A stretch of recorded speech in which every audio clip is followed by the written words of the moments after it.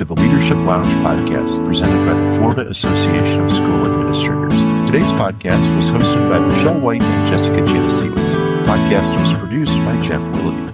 Make sure to subscribe to the podcast wherever you listen to your favorite podcasts. The policies shaping New the work episodes are of Florida released each school Monday. leaders. For show I'm Michelle topics, White, Executive suggestions, Director of the questions, or Florida comments, Association of please School email Administrators. communications@facet.net. And I'm Jessica We hope you enjoyed Janasiewicz, the show. lobbyist for FAFSA and for several school districts across the state of Florida. Well, Jess, special session number 1 of 2026 is in the books. And swiftly moving, a 1.5-day session highlighted topics that only a few people really thought were necessary, and the legislature may have agreed with those people. Right. And when you said a special session number 1 out of, and I thought you might say 1,000, because it's looking like we're going to have quite a few this year. But that's right. This first one focused on congressional redistricting. There also was a proposed AI Bill of Rights that was actually identical to the one that we had seen during the regular session that didn't pass, and a bill that looked at school vaccine exemptions, also identical to the one that had passed during the legislative session, passed out of the Senate, I should say, but did not go anywhere in the House. Much the same with this special session. No members of the House filed bills on the AI issue or vaccines. And the House Speaker said at the very beginning of this special session that they would not be taking up these issues. That's right. And on the Senate side, the AI Bill of Rights was passed, and the vaccine exemption bill was temporarily postponed in the Rules Committee. So remember, since the House decided not to do anything with these topics, it really didn't matter what the Senate did because the bills weren't going anywhere this special session. That's right. So now on to what did pass. Well, the budget. Of course, let's not be silly. Not yet. Not during this one, not yet. But the legislature did pass a new congressional map that was proposed by the governor. It was passed through the House pretty quickly, but it did need a little more pushback in the Senate. It was debated for about 2 hours before they actually had what, certainly in recent history is a very close vote, 21-17, for approving the new maps. 4 Republicans and the 1 no party affiliation member joined the Democrats to vote against the bill. But of course, obviously it did pass, but it was a pretty narrow margin. Yeah. So kind of what's next for this bill as we move forward is we expect the court system potentially to be the next stop. We've had several Democratic leaders say that they are ready to file lawsuits and challenge the legality of the bill, including potentially that it violates the state's Fair Districts Amendment. So in a nutshell, that Fair Districts Amendment is designed to stop elected officials from manipulating voter maps to keep themselves and their party in power. It seems like this is just the year where the fireworks are just going to continue to keep going as we move throughout the year. The next big question that we have all, of course, been thinking about since the end of the regular session is what is happening with the budget? Well, the next special session is now officially been announced, and it will be the one that works on the state budget.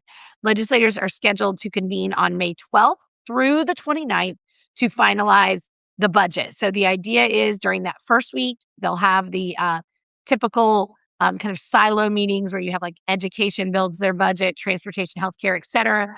And they'll do that the first week. Then the things will bump up to the big chairs after that. And that remainder, that last week will be when that process happens.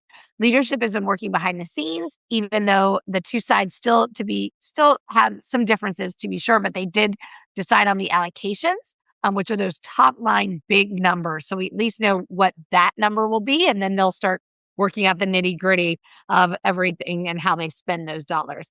I'm sure we'll have lots of updates coming as we get closer and closer to this. So we'll keep you posted for sure on their progress. Absolutely.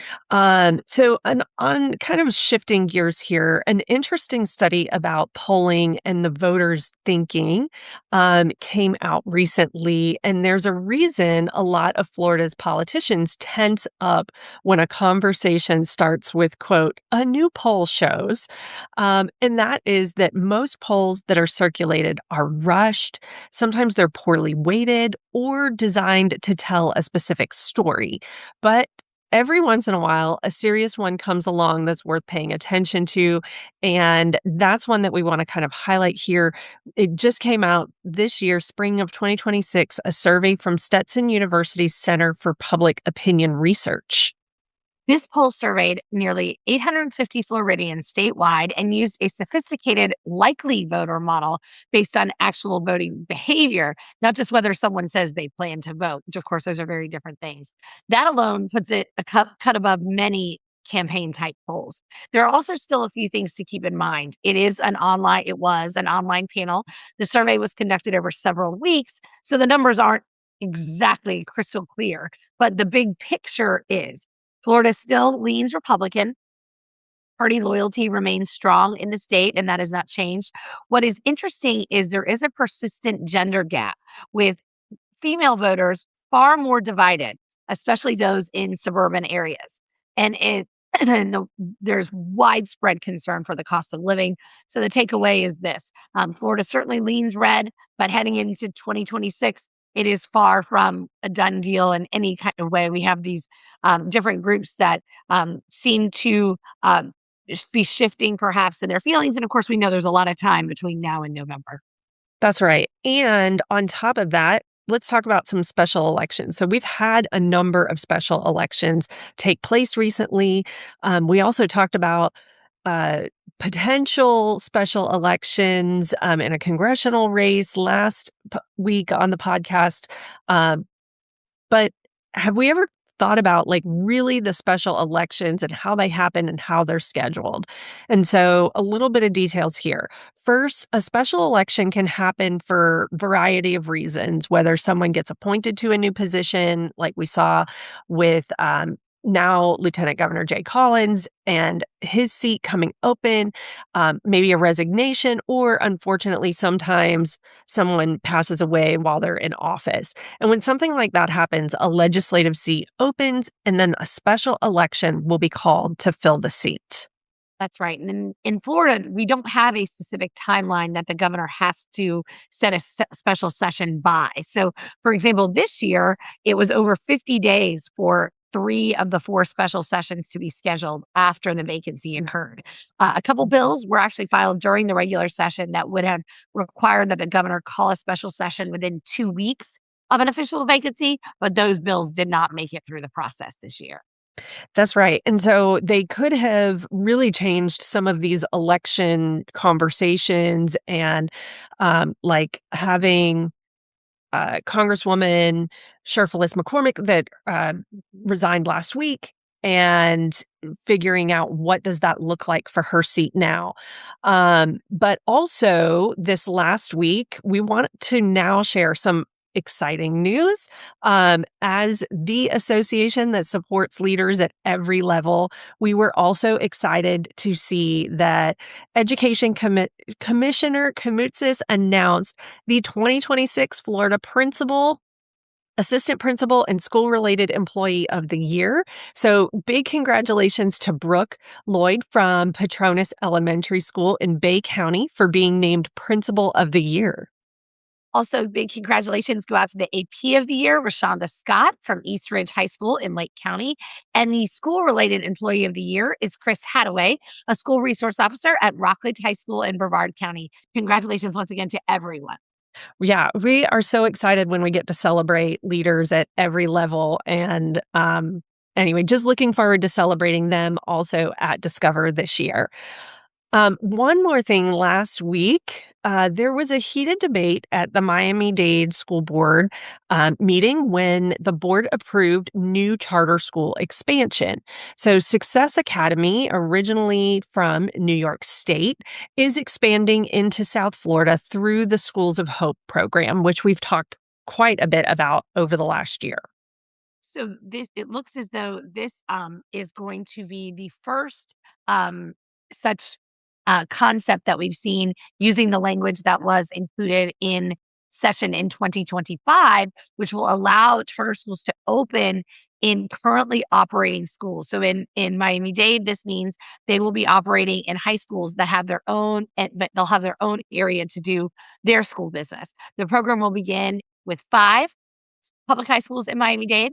And then Success Academy hopes to open its own buildings and welcome kindergartners and first graders in for the 27-28 school year. That's right.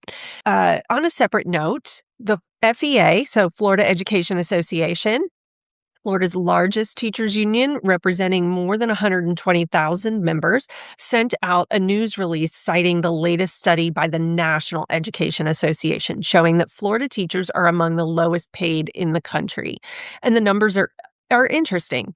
Average teacher pay went up to about $56,000 last school year. But when you factor in inflation, salaries actually have dropped more than 12% over the last decade. And our ranking with regard to salaries has dropped too, from 47th to almost last. And it's not just teachers. Support staff earned an average of about $34,000 a year, which is below what's considered a living wage for families in Florida. And that's why many educators say pay is becoming a real challenge for schools statewide.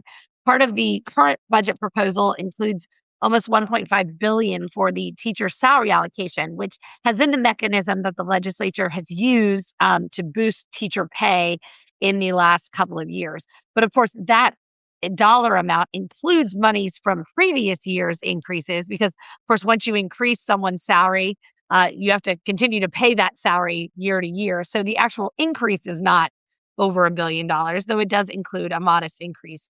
Of course, anything can happen once they start actually negotiating the budget. So we shall see what happens as we enter budget conferencing in a little over a week.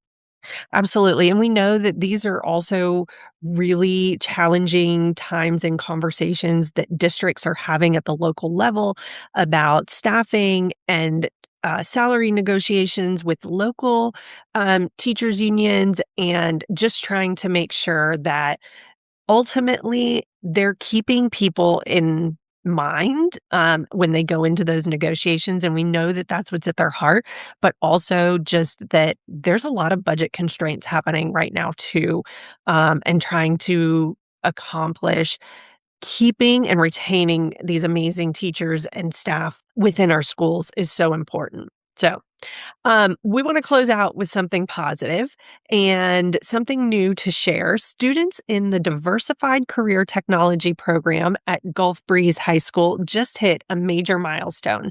They have completed the Florida Ready to Work program, earning nationally recognized credentials that employers and colleges value. Through hands-on training in communication, teamwork, problem solving, and workplace technology, these students are preparing for real-world success. Combined with the on-the-job training where they earn credit and a paycheck, Gulf Breeze High School is giving students a powerful head start on life beyond high school. If you're looking for information about the Florida Ready to Work program, there'll be a link to their website in the podcast description. That is great. We love when we're doing innovative things for students and preparing them for beyond our schools. That is all that we have for this week. A quick reminder to everyone, FASA's Discover 26 conference is in 4 short weeks, and we know things are crazy at the school level and the district level trying to close out the school year. Do not miss your opportunity, because registrations, of course, are filling up quickly. Hotel rooms, I think we're almost sold out, so more information to be included in the links. Check the FASA website, but please make plans to attend this amazing event. We'll have 2 great keynotes, Eric Scheninger and John C. Maxwell, official leadership keynote of every industry pretty much. And of course, you can find registration information and everything in the podcast description. We want to thank you all so much for listening and look forward to talking to you soon. Thank you for listening to the Leadership Lounge podcast presented by the Florida Association of School Administrators. Today's podcast was hosted by Michelle White and Jessica Janasiewicz. The podcast was produced by Jeff Willoughby. Make sure to subscribe to the podcast wherever you listen to your favorite podcasts. New episodes are released each Monday. For show topics, suggestions, questions, or comments, please email communications@fasa.net. We hope you enjoyed the show.